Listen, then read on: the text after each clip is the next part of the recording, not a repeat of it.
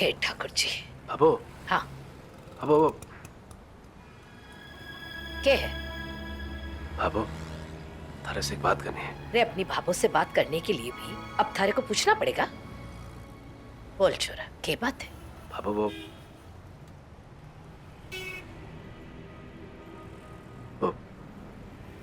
तू मोहित ने घर वापस बुला ले। तू मोहित से मिलकर आयो है क्या बात हुई उससे छोरा?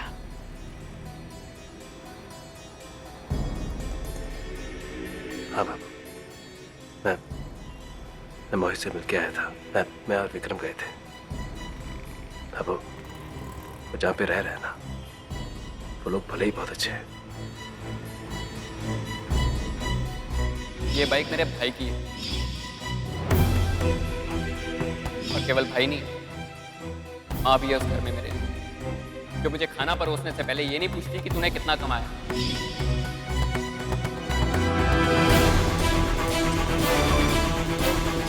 राठी परिवार के बेटे को आप लोगों ने के मार के घर से बाहर निकाला था। उसे एक नया परिवार मिला, एक नई पहचान मिल गई है मुझे।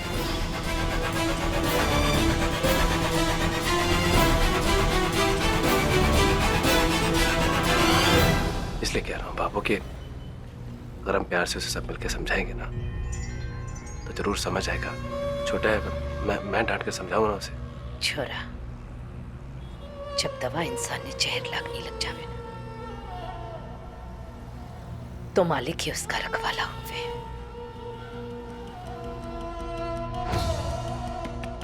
माँ बाप की डांट और गुरुजी की फटकार खारी लग जावे ना, तो इंसान जिंदगी में कभी कुछ न सीख पावे। उससे वो परिवार और जिस भाई की वो प्रशंसा कर रहा है ना, वक्त आने पर उसे अच्छे बुरे का फर्क पता चलेगा। बच्चे के भाई दो, बहुत देर हो जाएगी।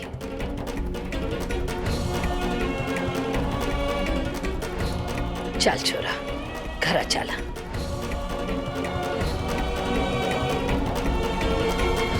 नहीं मम्मा, मैंने भी भाभो को कुछ भी नहीं बताया है, और ना ही मैं उन्हें कुछ अभी बताऊंगी।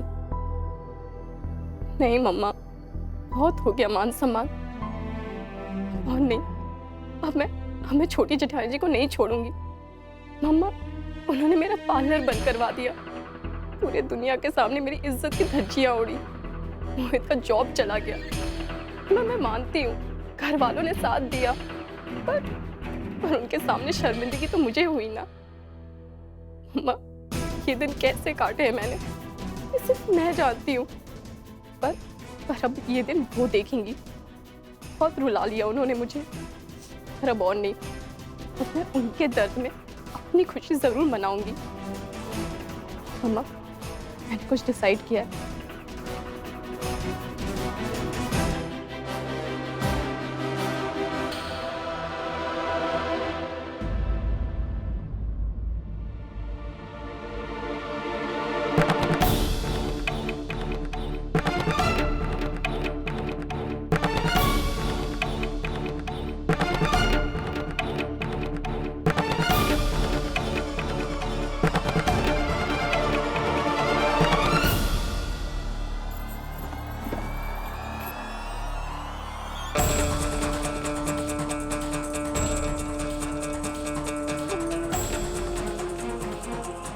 रानी जी, के ढूंढ रही हो? 1000 रुपए का नोट के? अच्छा, पेन। अरे हाँ, तुम्हारा तो पार्लर भी खुल गया है ना, अब तुम्हें पेन, डायरी, इन सब चीजों की तो जरूरत पड़ेगी ही। ऊपर से मोहित भैया भी नहीं है, अब वही तो सारा हिसाब किताब देते थे। अब तो बेचारी तुम्हें ही सब कुछ करना पड़ेगा। वैसे एक बात कहूं, मेरे वो है ना, मतलब तुम्हारे जेठ जी, छोटे जेठ जी, वो हिसाब किताब पे बिल्कुल अव्वल है। उन्हें कहो तो वो मदद कर देंगे।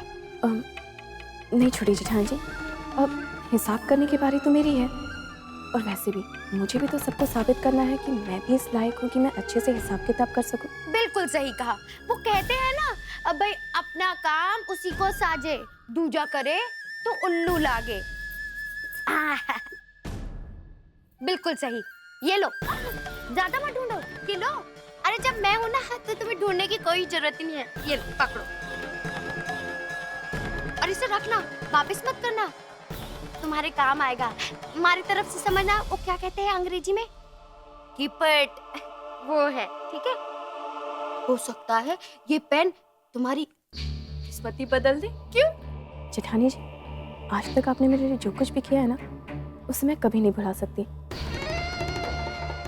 भगवान करे मुझे भी जल्द वो मौका मिले कि मैं आपके लिए भी कुछ कर सकूं। और हाँ जेठानी जी, आपने मुझे जितना कुछ दिया है ना, उससे तो मैं कई गुना ज्यादा आपको लौटाऊंगी। हाँ? तुम भी कहाँ चोचलों में पड़ गई हो। खैर, अब इतना मन कर रहा है तो कभी भी कर देना। जब भी मारे को खुश करना हो ना, संकोच ना करना, कोई भी तोहफा दे देना। अब ये अचार की बर्नी ऊपर सुखा के आती हूँ, तुम्हें भी तो कितना पसंद है।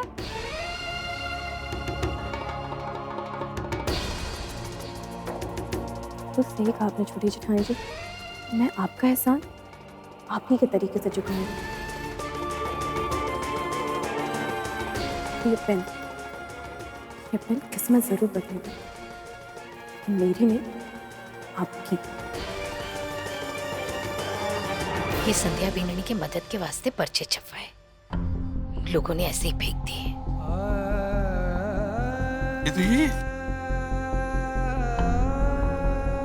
जेके, हाँ, मैं थारे को जे पर्चे बांटने के लिए दी थी और तू इसमें सिंचना भर कर दे रहे हो। भाभू, मैंने बांटा था, पर लेता कौन है? जो लेता है वही फेंक देता है। अब गली में कचरा फैले, उसे अच्छा हम सोचे कि इसे हम ही काम में ले लेते हैं। हाँ, रहने दे, कोई जरूरत ना है। अरे आप लोगों ने नियम और कायदे की क्या जरूरत होगी? बोले ले थारी मूंगफली, बेवकूफों की ना कमी ना है। हमारा राम जी नियम कायदे है, जानने की जरूरत ना है। बस तेम कट्ठे लोगों के पास में मूंगफली और सिंग चना खावे। समझदारी तो जैसे लोगों ने बेच के ही खाई। आजकल हर छोटी मोटी चीज के लिए लोग पर्चे बांट रहे, कोई क्यों पड़ेगा? और रही सही कसर तो बाबा लोगों ने पूरी कर दी। अगर उनका पर्चा अगर आपने पढ़ा तो उसमें क्या लिखा होता है? कि अगर ये पढ़ा तो आपको और 500-600 पर्चे बांटने पड़ेंगे। किसी की मत मारी गई जो पढ़ेगा। सब इधर वैसे ही चल रहा है सबको। अभी क्या करें?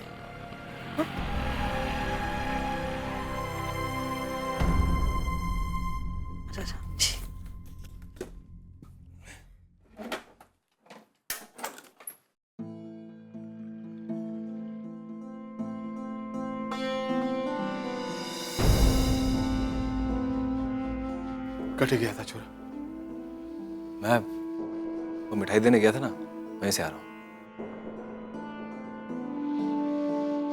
फिर ये 2-4 जगह पर्चे भी बांटे मैंने। जिन्होंने लिए तो उन्होंने ऐसे ही, कईयों ने इसको अपने काम में इस्तेमाल कर लिया, जो अनपढ़ लोग थे। लेकिन क्या? कुछ नहीं बाबू, न जाने क्यों अभी पहला दिन है ना, इसलिए थोड़ा सा वो लोग इसको, कुछ लोग लेने से इनकार कर रहे थे, कुछ लोगों ने ऐसे ही गिना पड़े फेंक दिए, क्योंकि आदत पड़ी है ना उनको इन सब बच्चों की। और कईयों ने तो अपने बच्चों को दे दिए। कोई हवाई जहाज बना के खेल रहा है, कोई कुछ। लेकिन पहला दिन है, आहिस्ता आहिस्ता लोगों को पता चली जाएगा बाबा साहब। इसका मतलब ये तरकीब काम ना है। क्या करे? हे हमारा राम जी, अब करे भी तो क्या करे? कोई रास्ता भी तो ना दिख रहा है ना। न जाने आगे क्या हो बेको। बाबू वही होगा जिसका मकसद लेके हम सब लोग निकले हैं। मैं इतनी जल्दी हार नहीं मानूंगा बाबा साहब। अभी तो एक तरीका फेल हुआ, एक दिन बीता है। कोशिश जारी रखेंगे हम लोग। और संध्या जी की इस मुहिम को किसी भी हालत में कामयाब बना के रहेंगे। अब मैं पीछे नहीं हटूंगा बाबा साहब। अच्छा बाबा आओ जी। देखिए, सबसे पहले तो हमें ये समझने की जरूरत है कि ये मुहिम जनता को एक सुरक्षित जीवन देने के लिए है। लेकिन इस मुहिम को सफल बनाने के लिए पुलिस के साथ साथ आम जनता का भी सहयोग चाहिए। इस मुहिम में अगर दोनों ने एक साथ मिलकर हिस्सा लिया तो बहुत जल्द बहुत अच्छे परिणाम मिलेंगे। तो इसमें मुझे आप सबसे सहयोग की उम्मीद है। अब तो सुरेश जी, बिमला काकी, आप तो ये पॉइंट ध्यान से देख लेना। आपका बेटा बेटा तो अभी वो स्कूटर चलाने लगा है ना, मैंने देखा था उसको परसों। तो आप ध्यान से देखें और उसको बताएं। और सबसे जरूरी बात यह है कि यातायात के नियमों को पालन करने के लिए आपको अपने बारे में नहीं सोचना, बल्कि दूसरों के बारे में भी सोचना है। उनको इसकी जानकारी देना बहुत जरूरी है, क्योंकि रोड पे आप अकेले ना चल रहे ना। तो इस दुर्घटना से बचने के लिए आप खुद भी सीखें, दूसरों को भी सिखाएं। इससे आपका परिवार सुरक्षित है, आप भी और दूसरे भी, और दूसरों का परिवार भी सुरक्षित है। एक बात आपसे कहना चाहूंगा कि आपके घर में सिर्फ धन की नहीं, धनी की भी रक्षा हो। जैसा आप मंगलसूत्र पहनना, सिंदूर लगाना ना भूले है ना, वैसे ही अपने पति ने ये यातायात के नियम बताना ना भूलना है। वो जैसे आप लोगों के जो भरतार है, चलते गाड़ी में मोबाइल पर फोन बात करते हैं। हा? अरे मोबाइल पर बात करने की क्या जरूरत है? अभी अपने ऑफिस दफ्तर में जाएंगे तब तो क्या सामने वाला परलोक सिधारेगा के? तो सीट बेल्ट पहनना चाहिए, हेलमेट पहनना चाहिए। ये छोटी मोटी बातें हैं जो ध्यान रखना चाहिए, जो मोटी मोटी बड़ी बड़ी सुरक्षा प्रदान करे। और बाबा साहब की बात बताऊं, बाबा साहब ने जब मैं स्कूटर चलाना सीखा, बाबा साहब ने बोला कि रोड पे दो चीजों का ध्यान रखो। एक तो कुछ चीजें आपको मारने आ रही है, उनसे बचना है, और कुछ चीजें आपके सामने मरने आ रही है, उनको बचाना है। बस ये सब चीजों का ध्यान रखना है। बस इतना ही कहना है हमारा जी।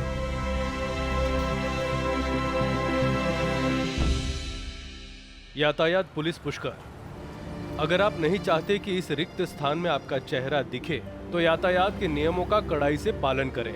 39% दुर्घटनाएं यातायात के नियमों का पालन नहीं करने की लापरवाही का परिणाम होती है। हमारे देश में हर 3 मिनट में एक परिवार इन सड़क दुर्घटनाओं में किसी अपने को खो देते हैं। याद रहे, यातायात नियमों का सम्मान, सुरक्षित रहेगी जान। मैडम ने बहुत ही अच्छा दिमाग लगाया है। सही कह रहा हूँ।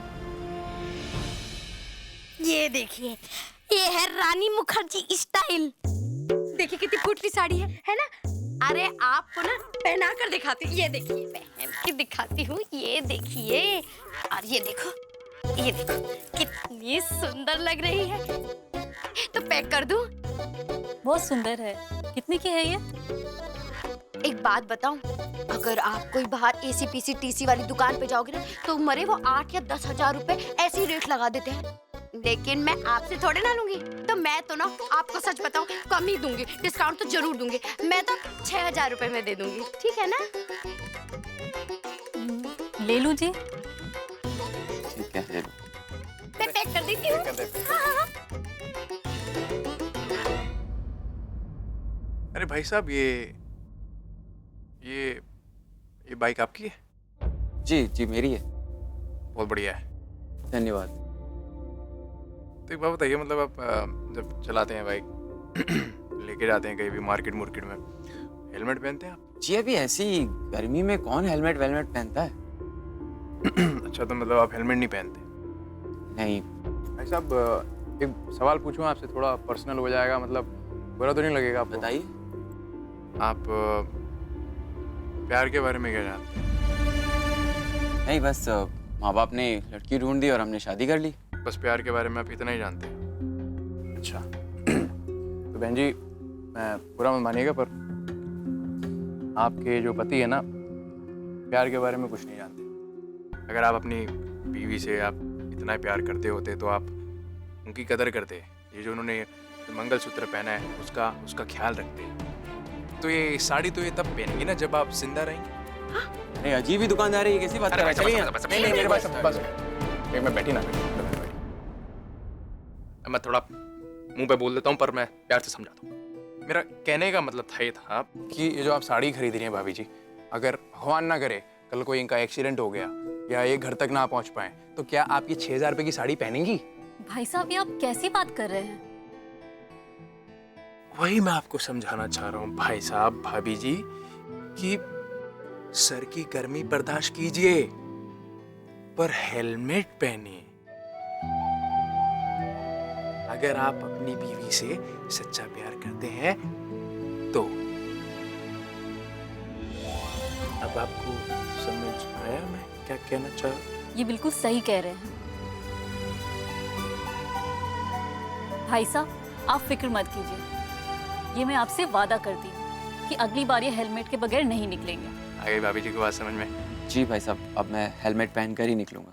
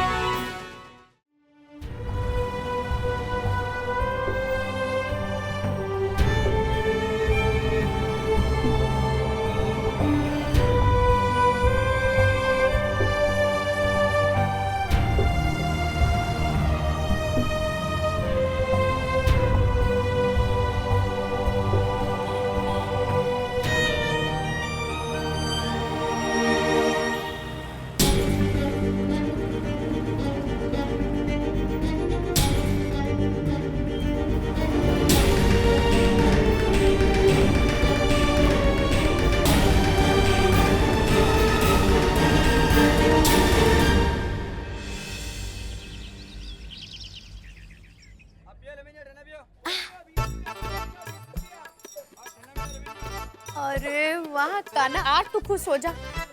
आज थारी यशोदा मैया को पूरे 400 रुपया मिले हैं थारी कंजूस दादी से।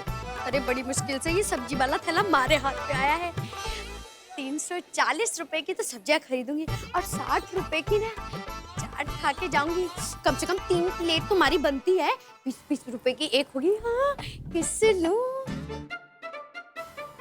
गोपी भैया, इन्हीं कोई चूरा दोबारा से लगाती। यहाँ बैठ। हाँ? तू यहाँ पे बैठ, हमारी माँ सब्जियां लेंगी बढ़िया वाली। गोपी भैया कैसे हो? अब भाभी जी जरा फूल गोभी पकड़ाइएगा।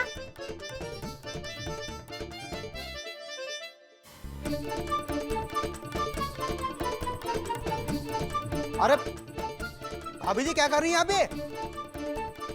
ऐसे डंडल तोड़ कर वजन को कम कर रहे हैं आप? भाभी जी गोभी डंडल के साथ ही बिकता है। आपको पहले भी 1000 बार बताया हमने, लेकिन आप समझते नहीं कुछ भी। अरे देखो भाभी जी, एक बात बताओ, हम सब्जी के पैसे देंगे, ये कचरे के थोड़े ना देंगे। और कल को कहोगे कि जाके जहाँ पे बीज बोए हैं वहाँ के भी पैसे दो, तो बीज से थोड़े देंगे। क्यों चाची जी? ठीक ही कह रही हूँ। ऐसे ना दूंगी। चलो इसको तोल दो। और ये टमाटर बताओ, ये टमाटर किस भाव दिए? 25 रुपए किलो है। 25 रुपए किलो? वाह वाह वाह, क्या रे गजब महंगाई। अरे सड़े गले तुम्हारे टमाटर, और वो भी पूरे 25 रुपए के दूंगी मैं? ऐसे में तो मैं सोना चांदी ना खरीद लूं थोड़े और पैसे डाल के। ना भाव तो करना ही पड़ेगा। बताओ कितने में दोगे? 20 में दे दोगे? देखिए भाभी जी, मेरे पास तो यही भाव मिलेगा। अगर आपको नहीं पसंद है तो सीधे जाओ खेत में, वहाँ जाके खरीदो किसान से। वहाँ आपको ताजी मिलेगी और सस्ती भी, लेकिन कोई वहाँ पे आपको 1-2 किलो नहीं देगा, समझे आप? अच्छा ठीक है, ज्यादा मुंह मत चढ़ाओ। 2 किलो दे दो।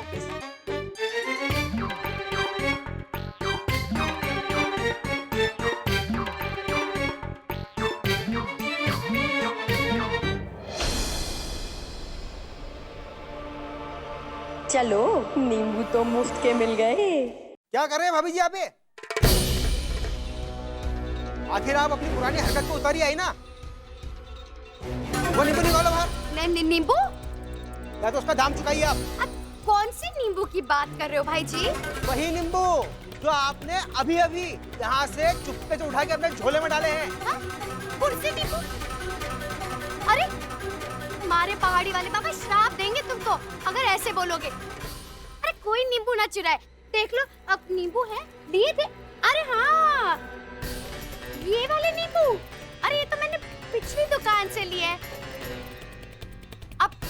इस नींबू को अपना कैसे कैसे को जरा बताना।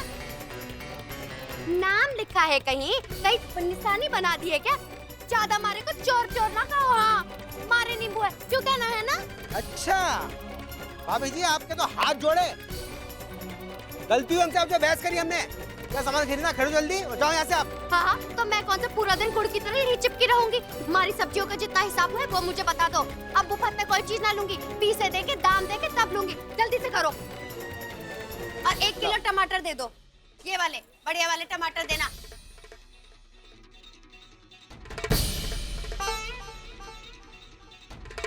₹90 हुए। 90 रुपए? अरे इसमें थोड़ा ज्यादा डाल देते तो कम से कम 4 और 5 हो जाते। लाओ ये लो। लाओ दो। हमेशा का यही नाटक है। ये लो, मारे 10 रुपए दो। ये लो। वैसे एक बात बताओ, पता है साड़ियों का भी बिजनेस है हमारा। 3 दुकानें हैं हमारी हनुमान गली की। मैं तो कहती हूँ हमारी दुकान पे आना, अच्छा खासा डिस्काउंट दूंगी। अब तो हमारी जान पहचान हो ही गई है। अरे भाई सब्जी वाले हमारा एक ही तो है, तो सब्जी वाला एक है तो भाई साड़ी वाली दुकान भी तो एक ही होनी चाहिए। आप अपनी साड़ी तो और जाके बेचो, मैं ना भाजी खरीद के दूं। चलो चल चल। लगे हैं सभी अपने ना घर वालों से लड़कर आई हैं। चल काना भाई हम तो चलते हैं।